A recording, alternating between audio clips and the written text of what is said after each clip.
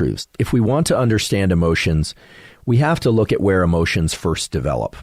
And the rule that every good neuroanatomist knows is that if you want to understand what a part of the brain does, you have to address two questions. You have to know what connections does that brain area make. And you need to know what's called the developmental origin of that structure. What are the brain areas for emotion? And nowadays, there's a lot of debate about this. For years, it was thought that there might be circuits, meaning connections in the brain that generate the feeling of being happy, or circuits that generate the feeling of being sad, etc. That's been challenged.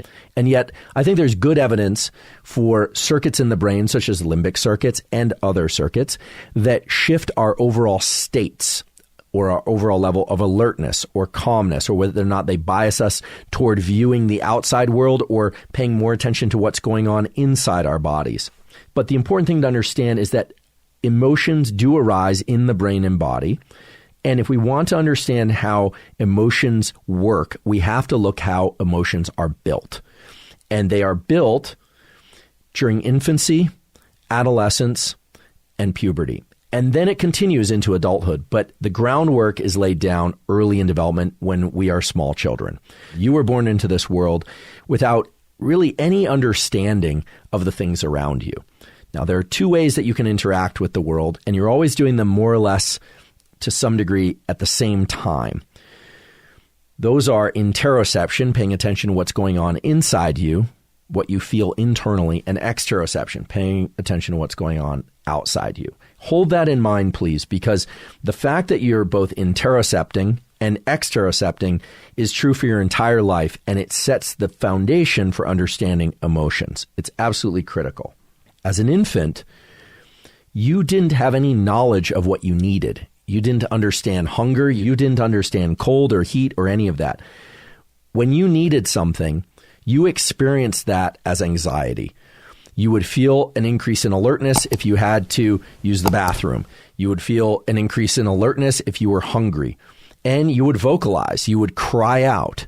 You would act agitated. You might coo. You might do a number of different things. And then your caregiver, whoever that might have been, would respond to that. So this is actually really important to understand that a baby, when you were a baby and when I was a baby, we didn't have any sense of the outside world except that it responded to our acts of anxiety, essentially. All developmental psychologists agree that babies lack the ability to make cognitive sense of the outside world.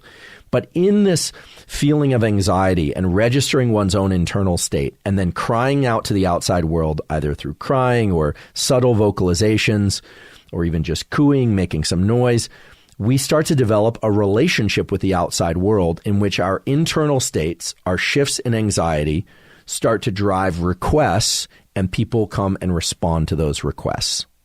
And this gets to the basis of what emotions are about, which are emotions are really about forming bonds and being able to predict things in the world. And at this point, I actually just want to pause and mention a really interesting tool that is trying to address this question of what are emotions and what do they consist of that you can use if you like. This is an app. I didn't develop it. I don't have any relationship to them, but the app was developed by people at Yale and it's called Mood Meter. It points to a couple really interesting features, which is that we don't really have enough language to describe all the emotional states, and yet there's some core truths to what makes up an emotion. This can really help people, kids and adults, understand better what they're feeling and why, and when best to engage in certain activities, and thankfully, when best to avoid certain activities too. So the way this works is the following. You need to ask yourself at any point, you could do this right now if you like, what's your level of autonomic arousal? Autonomic arousal is just the continuum, the range of alert to calm.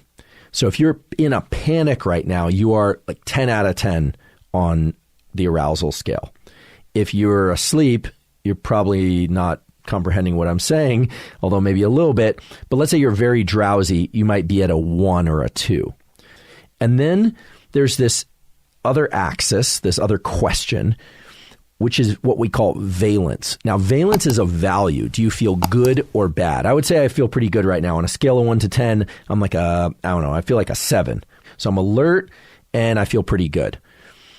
And then there's a third thing, which is how much we are interocepting and how much we are exterocepting. All right. So how much our attention is focused internally on what we're feeling and how much it's focused externally. And this is always going to be in a dynamic balance. So, for instance, if you're really, really stressed, oftentimes that puts you in a position to be really in touch with what's going on in your body. If you start having a lot of somatic, a lot of bodily sensations, like your heart is beating so fast that you can't ignore it, then you're really strongly interoceptive. So there are these three things: how alert or sleepy you are, that's one; how good or bad you feel, that's two; and then whether or not most of your attention is directed outward or whether or not it's directed inward. And much of what we call emotions are made up by those three things.